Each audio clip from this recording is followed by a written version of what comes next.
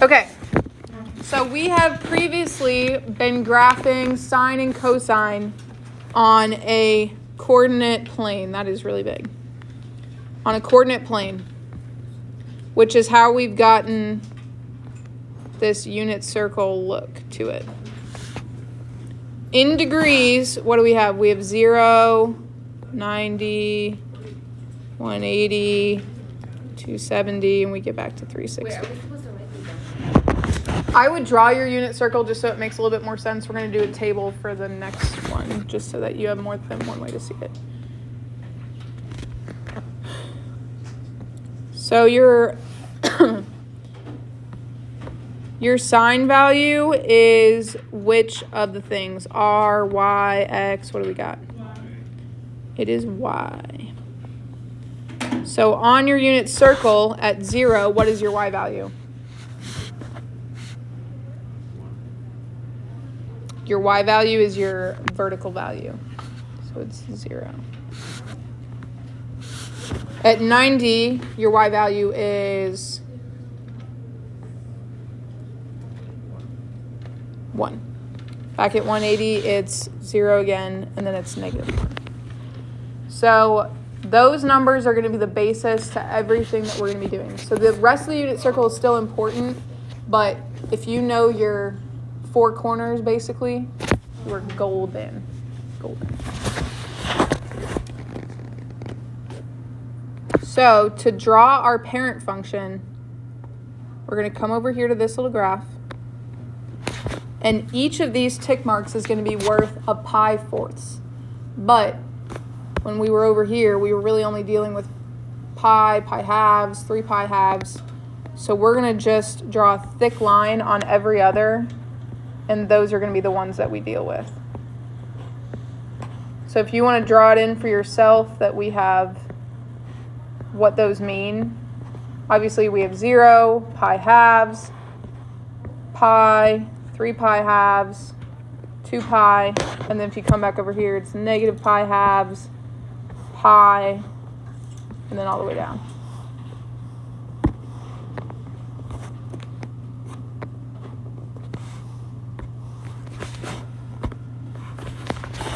So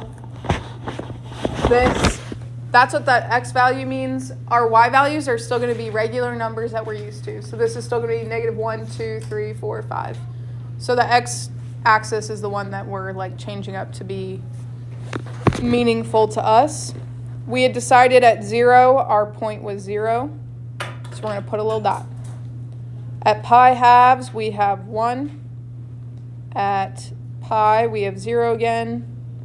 3 pi, we have -1. 2 pi, we have 0. If we were to go around the circle backwards, negative pi halves is at 270. So we're going to put a dot down there. And it turns out it makes this cute little wave.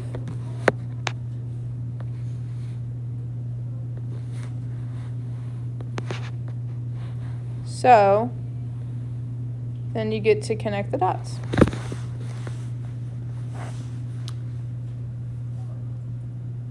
Wait, what is the order of the lines again? Is it pi half?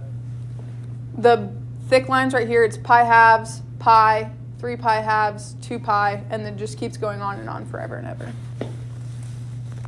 Is it 3 pi half? This one's 3 pi halves, where we have that -1 value. Because down here at 270, that's negative, or that's 3 pi. Oh, are you talking about on this side? On the positive side. On the positive side. So this is 3 pi halves, or 270. That's why it's -1 down here.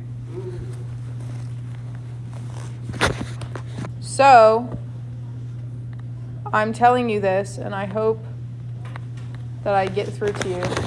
Every single time that you start with a cosine or a sine, your domain is going to be negative infinity to positive infinity. Every single time. Guaranteed point. Check. Your range, we're going to figure out, is the values that you can possibly get. So domain is what you can put in. You can put in any value you want. But every single time, what is the band of values that you're able to get. They always sit in between here. -1 and 1. But you can get a -1 and you can get a 1. So we're going to put the hard brackets -1 to 1. Our period is degrees in to get to a full revolution. So we're at 360 in terms of radians. What is 360? 2 pi. And our midline is, our range came from our highest value and our lowest value. Our midline is going to be that middle. So 0. So we're going to write it as, do we all remember like learning about lines and linear functions where y equals 0 was all of our horizontal, and then x equals 0 was, or x equals a value versus y equals. So all the midlines are going to be y equals something. And that is all for sine. Did that make sense? Okay. We're moving on to cosine, which is also the parent function. It should be right on yours, but we don't need that extra one. So our cosine is our x value. For this one, we're going to draw a little table for ourselves just so that we have more than one way to see it. So we're going to do degrees. I'm going to write that more legibly, degrees. And then we have our x coordinate, or cosine.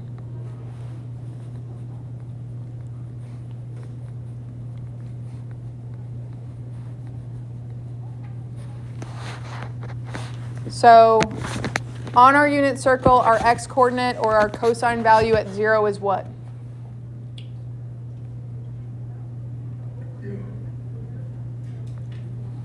One. At 90, our x coordinate is 0. 180, it's -1. 270, it's 0. 360, it's back to 1.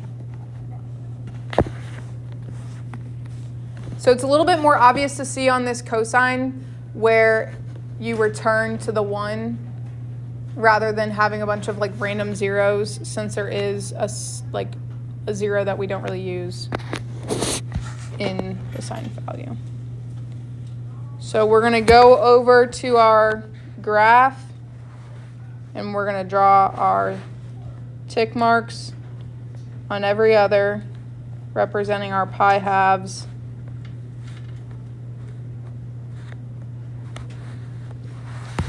But on this one, our degrees is 0.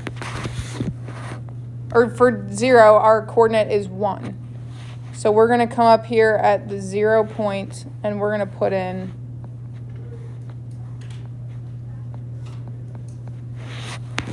a point there. Then we go to 0, down to -1, up to 0, and then back up to 1. And then once you finish and you get back to where you were at, then you can go back down to 0, because you'll start back over again, hypothetically, on and on. Something that is cool about the cosine function is it's even. So whatever you do to one side, you better do to the other. So because we drew on this first tick mark in, we drew a point on the 0, we're going to draw another point on the 0. Then we're going to be at -1, back up to 0, back up to 1, and then down to 0. And then at the end, you can connect your dots. So pretty.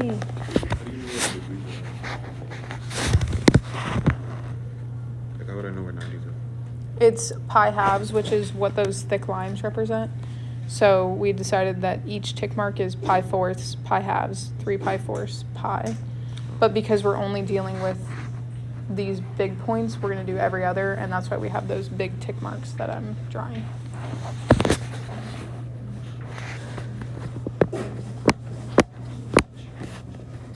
Wait, this is higher than the one.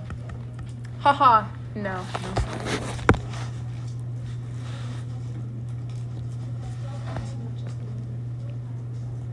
Oops. Okay, so now we go down to the bottom, and what is our domain?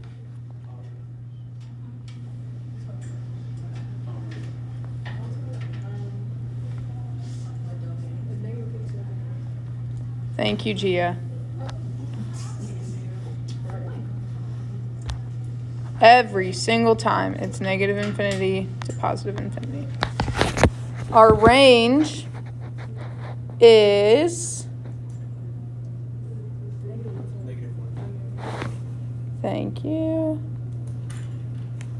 Our period was still 2 pi, and our midline was still y equals 0. So in terms of the parent functions, cosine and sine are actually pretty similar. It's just the difference of starting at the top versus starting in the middle. So again, cosine versus sine starts in the middle. Hurrah. Okay, so now if you have your own highlighters, or you can come borrow some, or we have colored pencils over there, whatever you need to do, and highlight not only this stuff at the top, also this stuff in the middle, and then also this stuff at the end. So that you can see where those a values are, because no matter what trig function you have here, the a is always going to be in front of the trig function. The k will always be completely outside of the x parentheses. Yes, but color theory says you can take your pink and then your yellow, and then put your pink and your yellow on top of each other, and you got orange. It's like perfect.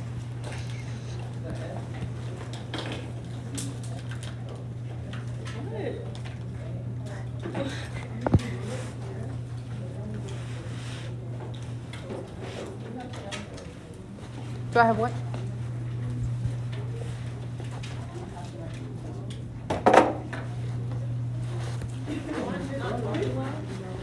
Only the sin, not the cosine part. So the cosine is the same thing. And so just like if you want to color that in orange, like no matter if this is cosine, tangent, cotangent, Oh, it is the same secant. thing. Yeah, that's, yeah. Wow. That's embarrassing. It's not embarrassing. Why? Hey, do we have anything that has back to 7 periods? Yes. There's nothing over here. Oh, really? Oh, what is? Oh, it's over here. It's in this Okay. one. Yeah. I can pass back. Now, listen. Somebody didn't put their name. So maybe is that you? There you Ole. go. And he over here yelling at me. I know. Talking about you didn't put in his homework school. Well, how are we gonna do that if you ain't got your name on there? Here, go ahead. Write your name. It's in order. Okay. Okay, is everyone good? Depends on the day.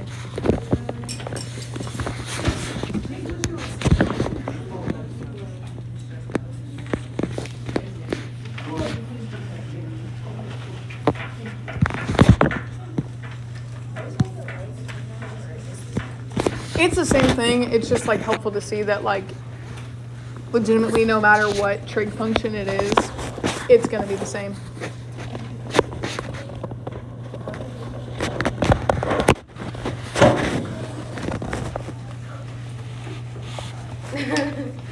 I was like, what was that noise? Now is everyone good?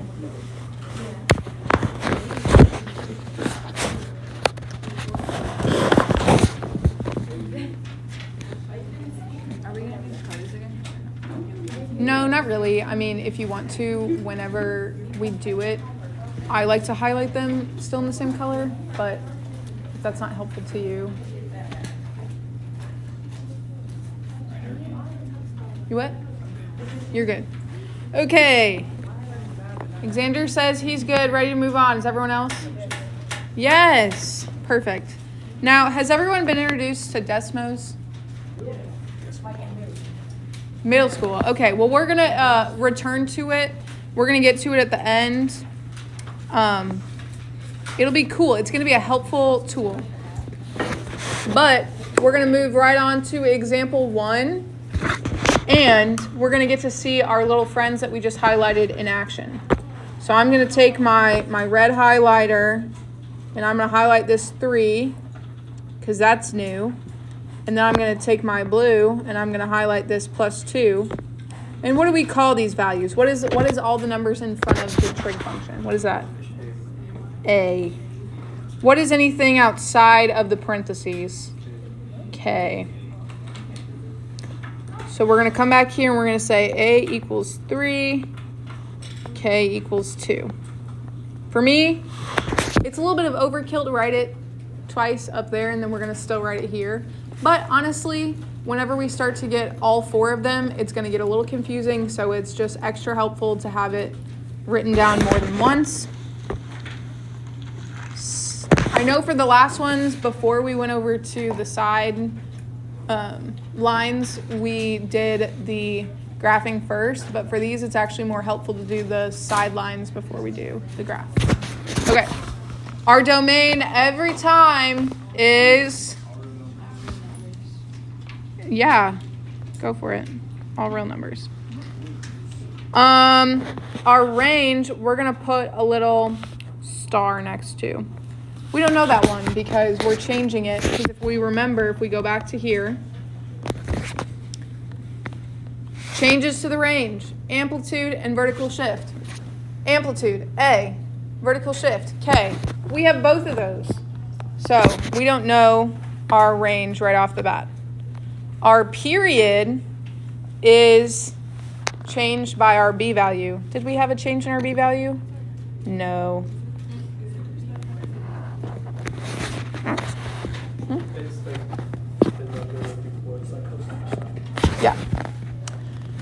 Our amplitude is our A value, so we get free points for being able to identify that number.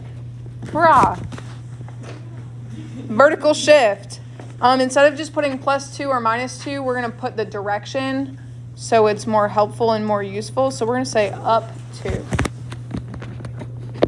Horizontal shift. Did we have an H value in this one? No, we did not. None. More free points. Our midline, we got this fun little hack, okay? We're going to come down here. I'm going to make this really big down here. So all of our things are going to look like this. Ba, ba, ba, ba. Every single one of them. So if we go back to our parent function, our midline was 0. Our K value our A value didn't exist, but it's an imaginary 1. K plus A, K minus A. It's perfect. So now, if we come here, this makes a little wave. You have 3 numbers to be in charge of on every single one of these graphs. That's it, 3 numbers. So our midline is going to be our K value. That's why we're writing K and K minus A. So our midline is Y equals 2. And the next thing you're going to do is you're going to go over to your graph and you're going to put that line and you're going to dash it so that you don't get lost on your graph.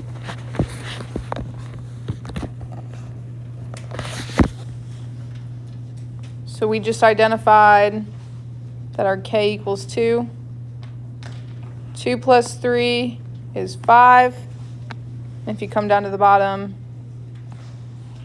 2 minus 3 is -1.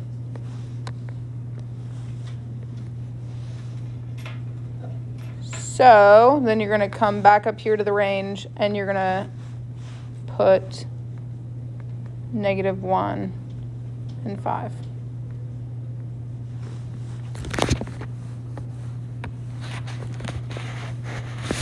So the distance between these numbers is always going to be your A value, which we'll see here in a second.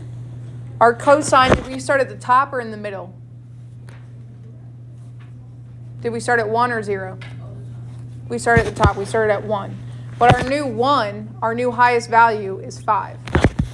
So we're going to take our little thing and we're going to put, boom, top.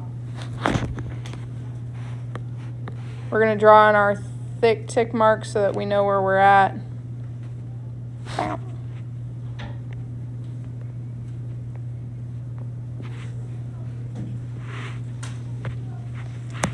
So our midline is 2. So at the next tick mark, we're going to come down to 2. And then our k minus a is -1. So for the next tick mark, we're going to go down there. For the tick mark after that, we're going to come back up to the middle. K minus a. So that's 5 came from k plus a. A is 3. So 2 minus 3 is -1. And then you're going to finish out by coming back down to the center line. And then for the fun part, you get to connect everything. Whee! It's like art class, but more fun because it's math.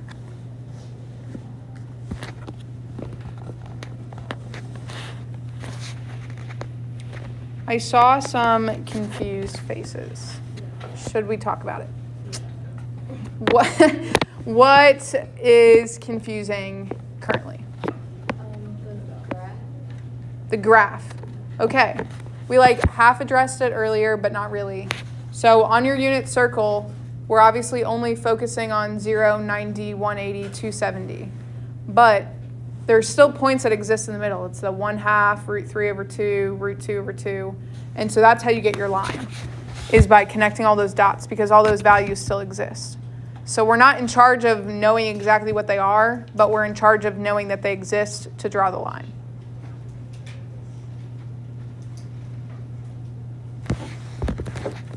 And this pattern is going to exist for every single graph that you'll do for cosine and sine.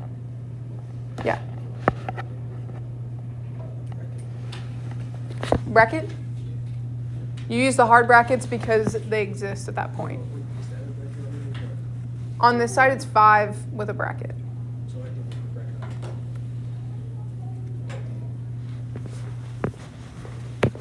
Did I do it? Like, I put a parentheses right there. Oh, no, it's a bracket. Oh, okay. Yeah. I guess that's it. Sorry, it's a rounded bracket. Okay. Anything else? We're going to do one more today before we let you go home. No comment.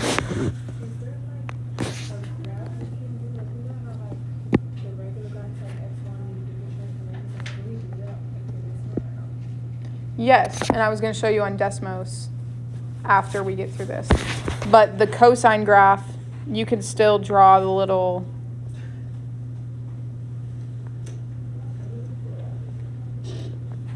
It would look, I mean, it's not, the period is the same, so I don't know why I drew that. But that's what you're doing. You're taking that original graph and shifting it. So I can do like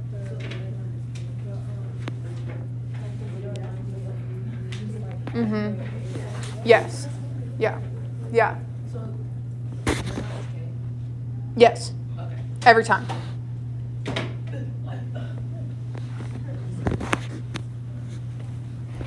So I'm going to do, Gia asked a really good question. So for the next one, for the range, we're going to do it kind of in the table format and see if it connects with anyone else. We're going to take our highlighter and find where we have numbers that didn't exist off of our parent function. And what are those values called? A equals 2, and we have a k equals -1. So, our domain every time, all real numbers. Our range we're going to come back to because we switched it up. Our period hasn't changed. Our amplitude, 2. Vertical shift, down 1. Horizontal shift, none.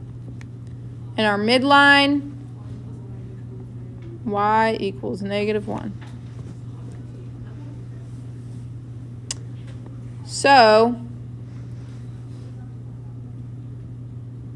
you're going to do k plus or minus a.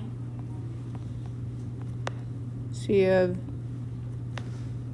-1 plus or minus 2, which gets you, oh no. I know that sounded really sarcastic, but okay. -1 plus or minus, which gets you -3 and 1.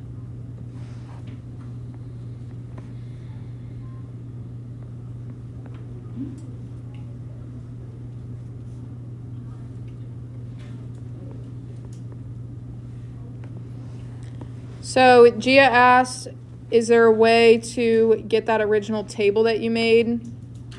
So let's say we had our degrees, and then we have our sine value. So we're going to take 0, 90, 180, 270, and 360. So you originally had 0, 1, 0, -1, and 0. So what you would do is you would do the same thing that you're doing up top. So up top, you're multiplying by a 2 and you're subtracting a -1. So you're going to do the same thing down at the bottom. So you're going to multiply by 2.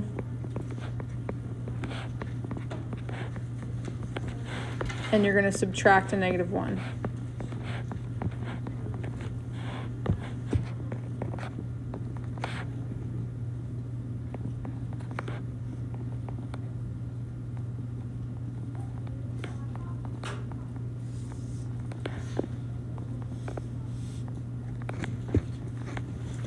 So that's just another way of finding exactly what we just found, but in a table format. If a table format works better for you, that's great. But you get the same sort of values where you end up with your midline is the one that occurs the most. You end up with your highest point right here, and you're going to end up with the lowest point. So no matter what you do, you're going to end up with 3 values. If you have more than 3 values, you've gone terribly wrong somewhere. But that tells us that our range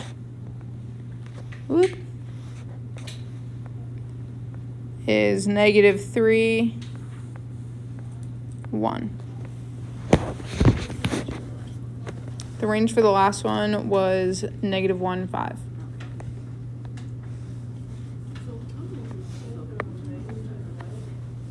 So what was that? Yeah, Eva. I missed the whole. K plus. So you're just doing it. This is all your A's right here, this whole column that you're taking your original sign values, your 0, 1, -1 from that parent function, and you're multiplying by A and subtracting by K. Because you're multiplying by a 0 for both sine and cosine, that's how you get your midline.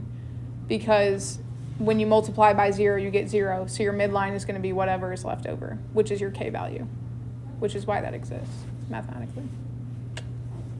Yeah, Precious. The range comes from these numbers. So the biggest number and the smallest number, or if you come over here and you do your K plus A, K minus A is your smallest value, K plus A is your biggest value. And that's your range. So whatever works for you. But because we decided our midline was y equals -1, what are we going to do? We're going to draw our dotted line.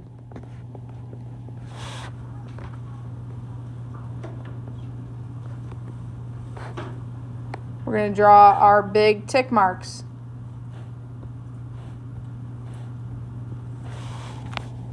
And did sign start at the top or in the middle? Sign started in the middle. So we're going to start at our midline value, which is now technically our 0, 0. And our A is 2, so we're going to go up 2 to 1, come back down to -1. Go down to -3, come back up, go back up.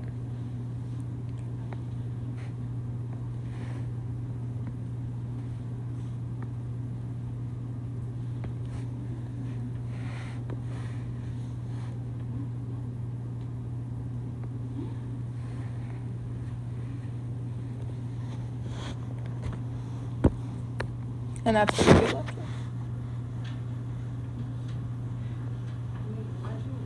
Does it stop at -1, like, where'd you put?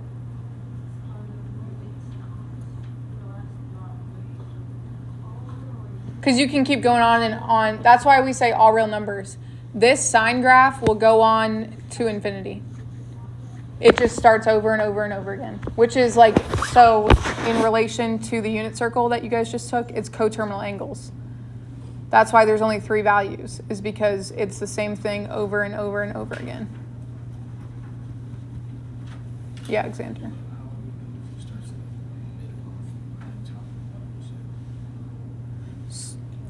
How do you know if it starts in the middle? Or so sine is going to start at the middle, so at the midline. Cosine will start at the top at your highest value. Yeah. Yeah.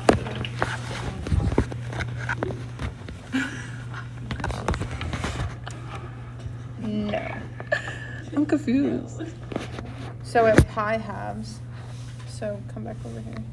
Pi halves at 90, you have 1. Should be up here. Okay. So why are you doing the negative side, right? Yeah. This is 90. No, this is 270. Oh, okay, right. So this is 180. This is You have a feather 90 coming out right of your here. vest. Can I pull it? What? Huh? Hold You have a on. feather coming out of Yeah, your go vest. for it. Wait, 271, 89. Thanks. You keep it forever. Huh? 271. Which order? I'm sorry. Yes, in terms of like positive Oh, numbers, okay, because this so- is -90, -180. Right, so this is it. So this going this way, and then going backwards is 270. So Yeah. start from the end and then just go up, and then on this side go down. Yeah. Okay. That, or you can just follow a visual pattern. Yeah. Right to left. How will you know when to go right or left? Or up and down, I'm sorry. The basic sine graph will always go up first Okay. and then come back down. So it'll look like a positive linear value. You know what I'm saying? Like how if you had a positive slope, it would go this way, and then a negative slope goes this Oh, way. yeah. So a positive sign goes this way. Okay.